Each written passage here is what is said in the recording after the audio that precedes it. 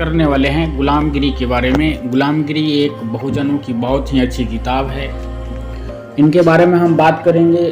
हम लोग तो रामायण महाभारत सभी लोग पढ़ते हैं, लेकिन जो बहुजनों की हित की बात करते हैं, हित की बातें जिसमें लिखी हुई है, उन किताबों को आजकल कोई भी पढ़ने वाला नहीं है।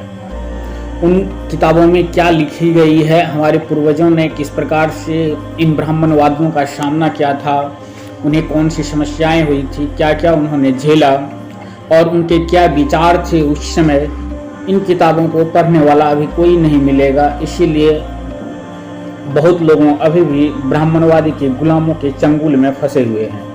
तो इस चंगुलों से निकलने का एक ही उपाय है, आप हम लोग का जो बहुजन लोग हैं,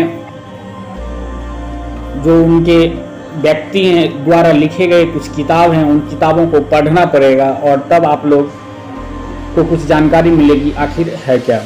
तो उसी कड़ी में हम आप लोगों के बीच ब्राह्मणवादी व्यवस्था को ध्वस्त करते हुए उनके विरुद्ध में लिखी गई एक बहुत ही अच्छी किताब के बारे में आज हम चर्चा करने वाले हैं। उन किताबों के बारे में क्या लिखा हुआ है, उस किताब में क्या लिखा हुआ है, उनके बारे में हम बात करेंगे। तो चलिए स्टार्ट करते हैं। ब्रह्मा की व्युत्पत्ति सरस्वती और ईरानी या आर्य लोगों के संबंध में बात की गई है। ढोंडीराव कहते हैं, पश्चिम देशों में अंग्रेज, फ्रेंच आदि दयालु सभ्य राजकर्ताओं ने इकट्ठा होकर गुलामी प्रथा पर कानूनन रोक लगा दी है। इसका मतलब यह है कि उन्होंने ब्रह्मा के धर्म नीतियों को ठुकरा दिया है। अब देखिए अंग्रेजों ने भारत के लिए कितनी बड़ी बात की है, उन्होंने कितने बहुजनों को इस चंगुल से निकाला है। क्योंकि मनु संहिता में लिखा गया है, ब्रह्मा ने अपने मुख से ब्राह्मण वर्ण को पैदा किया है और उसने इन ब्राह्मणों की सेवा करने के लिए ही अपने पांव से शूद्रों को पैदा किया है। तो इस पर ज्योतिराव साहब कहते हैं, अंग्रेज आदि सरकारों ने गुलामी प्रथा पर पाबंदी लगा दी है। इसका मतलब यही है कि उन्होंने ब्रह्मा की आज्ञा को ठुकरा दिया है। यही तुम्हारा कहना है ना। इस दुनिया में अंग्रेज आदि कई प्रकार के लोग रहते हैं, उनको ब्रह्मा ने अपनी कौन कौन सी इंद्रिय से पैदा किया है और इस संबंध में मनु संहिता में क्या क्या लिखा गया है। फिर ढोंडीराव इनके संबंध में सभी ब्राह्मण मतलब बुद्धिमान बुद्धिहीन यह जवाब देते हैं कि अंग्रेज आदि लोगों के अधम दुराचारी होने की वजह से उन लोगों के बारे में मनु संहिता में कुछ भी लिखा नहीं गया है। इस पर ज्योतिराव, तुम्हारे इस तरह के कहने से यह पता चलता है कि ब्राह्मणों में अधम निष्ठ दुष्ट दुराचारी लोग बिल्कुल ही नहीं।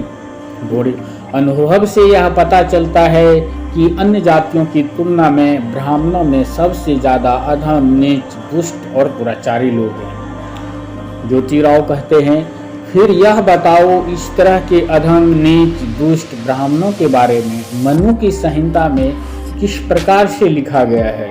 तो ढोंडीराव, इस बात से यह प्रमाणित होता है कि मनु ने अपनी संहिता में जो व्युत्पत्ति सिद्धांत प्रतिपादित किया है वह एक तथ्यहीन निराधार है, क्योंकि यह सिद्धांत सभी मानव समाज पर लागू नहीं होता है। तो ज्योतिराव, इसीलिए अंग्रेज आदि लोगों के जानकारों ने ब्राह्मण ग्रंथकारों की बदमाशी को पहचान कर गुलाम बनाने की प्रथा पर कानूनन पाबंदी लगा दी है। यदि यह ब्रह्मा तमाम मानव समाज की व्युत्पत्ति के सही में कारण होता तो उन्होंने गुलामी पर पाबंदी नहीं लगाई। मनु ने 4 वर्णों की उत्पत्ति लिखी है। यदि इस उत्पत्ति को कुल मिलाकर सभी सृष्टि कर्मों से तुलना करके देखा जाए तो वह तुमको पूरी तरह तथ्यहीन निराधार ही दिखाई देगी।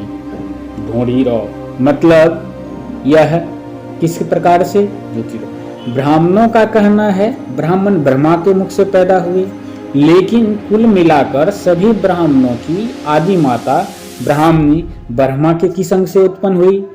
इसके बारे में मनु ने अपनी संहिता में कुछ भी नहीं लिख रखा है। आखिर ऐसा क्यों? ढूंढियो।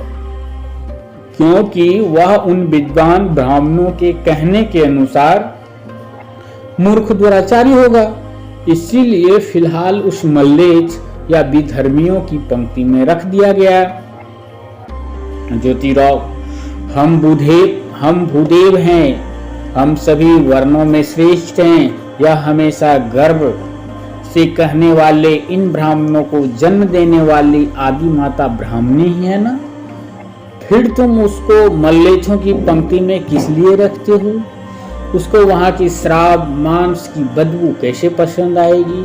बेटे, तू यह बड़ी गलती कर रहा है ढोंढीराव। आपने ही कई बार शरेआम सभाओं में, व्याख्यानों में कहा है कि ब्राह्मणों के आदि वंशज जो ऋषि थे वह श्राद्ध के बहाने गौ की हत्या करके गाय के मांस के कई प्रकार के पदार्थ बनवाकर खाते थे, और आप कहते हैं उनकी आदि माता को बदबू आएगी। इसका मतलब क्या है? आप अंग्रेजों राज्य के दीर्घजीवी होने की कामना कीजिए और कुछ दिन के लिए रुक जाइए, तब आपको दिखाई देगा कि आज के अधिकांश मांगलिक भिक्षुक ब्राह्मण इस तरह का प्रयास करेंगे कि रेसिडेंट, गवर्नर आदि अधिकारियों की उन पर ज्यादा से ज्यादा मेहरबानी हो, इसीलिए ये ब्राह्मण उनकी मेज पर के बचे खुचे गोश्त के टुकड़े बुटेल कर ब्राह्मणों के नाम से अंदर ही अंदर फुसफुसाने लगे। मनु महाराज ने आदि ब्राह्मण की व्युत्पत्ति के बारे में कुछ भी नहीं लिखा है, इसीलिए इस दोष की सारी जिम्मेदारी उसी के सिर पर डाल दीजिए। उसके बारे में आप मुझे क्यों दोष दे रहे हैं कि मैं गलत सलत बोल रहा हूँ? छोड़िए इन बातों को, आगे बताइए। ज्योतिराव, अच्छा, जैसे तुम्हारी इच्छा वही सच क्यों ना हो। अब ब्राह्मणों को पैदा करने वाले ब्रह्मा का जो मुंह है वह हर माह मासिक धर्म आने पर 3-4 दिन के लिए वो पवित्र होता था, या लिंगायत नारियों की तरह भाष्म लगाकर पवित्र होकर घर के काम कंधों में लग जाता था। इस बारे में मनु ने कुछ लिखा भी है या नहीं? नहीं, किंतु ब्राह्मणों की उत्पत्ति का आदि कारण ब्रह्मा ही है, और उसको लिंगायत नारी का उपदेश कैसे उचित लगा होगा? क्योंकि आज के ब्राह्मण लोग लिंगायत से इसलिए घृणा करते हैं क्योंकि वे उसमें छुआछूत नहीं मानते। ज्योतिराव, इससे तुम सोच ही सकते हो कि ब्राह्मण का मुंह, बाहें, जांघ और पांव, इन 4 अंगों की योनि महावार रजस्व के कारण उसका कुल मिलाकर 16 दिन के अशुद्ध होकर दूर दूर रहना पड़ता होगा। फिर सवाल उठता है कि उसके घर का काम धंधा कौन करता होगा? क्या मनु महाराज ने अपनी मनु स्मृति में इसके संबंध में कुछ लिखा भी है या नहीं? ढोंढीराव कहते हैं नहीं। फिर ज्योतिराव पूछते हैं, अच्छा, वह गर्भ ब्रह्मा के मुंह में जिस दिन से ठहरा उस दिन से लेकर 9 महीने बीतने तक किस जगह पर रहकर बढ़ता रहा, इस बारे में मनु ने कुछ कहा भी है या नहीं? ढोंढीराव, नहीं। ज्योतिराव, अच्छा, फिर जब यह ब्राह्मण बालक पैदा हुआ, उस नवजात शिशु को ब्रह्मा ने अपने स्तन का दूध पिलाकर छोटे से बड़ा किया, इस बारे में भी मनु महाराज ने कुछ लिखा है या नहीं? ढोंढीराव, नहीं। ज्योतिराव, सावित्री ब्रह्मा की औरत होने पर भी उसने नवजात शिशु के गर्भ का बोझ अपने मुंह में 9 महीने तक संभाल कर रखने, उसे जन्म देने और उसकी देखभाल करने का झमेला अपने माथे पर क्यों ले लिया? यह कितना बड़ा आश्चर्य है। ढोंढीराव, उसके शेष 3 सिर पर झमेले से दूर थे या नहीं?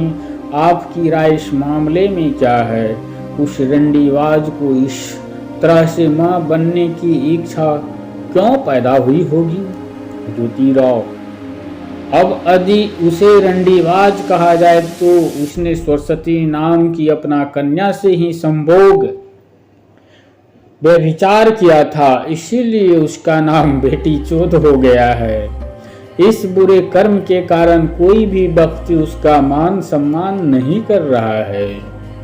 ढोंढीराव, यदि सचमुच में ब्रह्मा को 4 मुंह होते तो उसी हिसाब से उसे 8 स्तन, 4 नाभियां, 4 योनियां और 4 मलद्वार होने चाहिए, किंतु इस बारे में सही जानकारी देने वाला कोई लिखित प्रमाण नहीं मिल पाया है। फिर उसी तरह शेषनाग की सैया पर सोने वाले को लक्ष्मी नाम की स्त्री होने पर भी उसने अपनी नाभि से 4 मुंह वाले बच्चे को कैसे पैदा किया?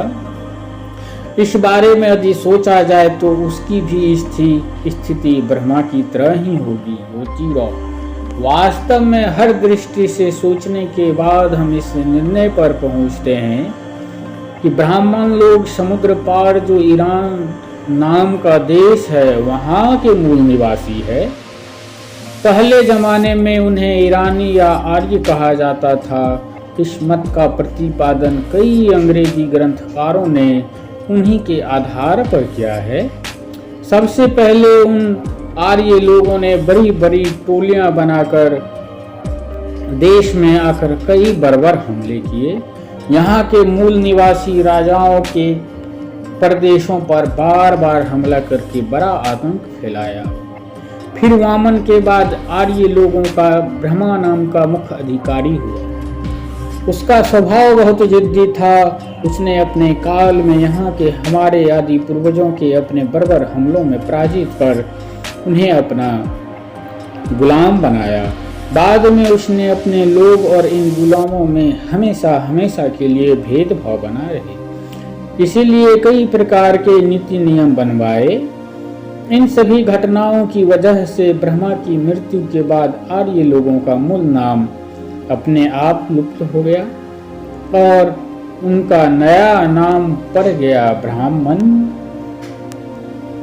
फिर ब्रह्म महाराज जैसे ब्राह्मण अधिकारी हुए, पहले से बने हुए और अपने बनाए हुए नीति नियमों का लक्ष्य बाद में कोई न कर पाए।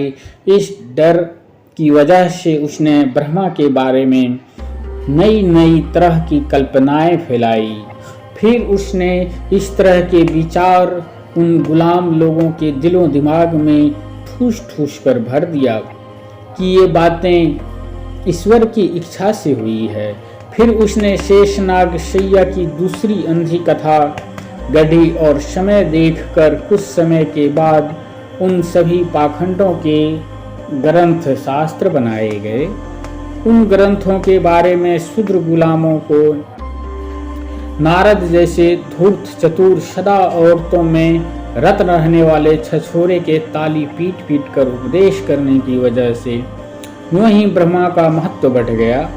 अब हम इस ब्रह्मा के बारे में शेषनाग सैया करने के बारे में खोज करने लगे तो उसमें हमें छदाम का फायदा तो नहीं होगा, लेकिन उसने जानबूझकर उस बेचारे को सीधा लेटा हुआ देखकर उसकी नाभि से 4 मुंह वाले बच्चे को पैदा करवाया। मुझे ऐसा लगता है कि पहले से ही आधा चित्त हुई गरीब पर ऊपर से पांव देना उसमें कुछ मजा नहीं। तो दोस्तों इस तरह से पहला चैप्टर खत्म हुआ। फिर अगले चैप्टर लेके जरूर आएंगे। धन्यवाद।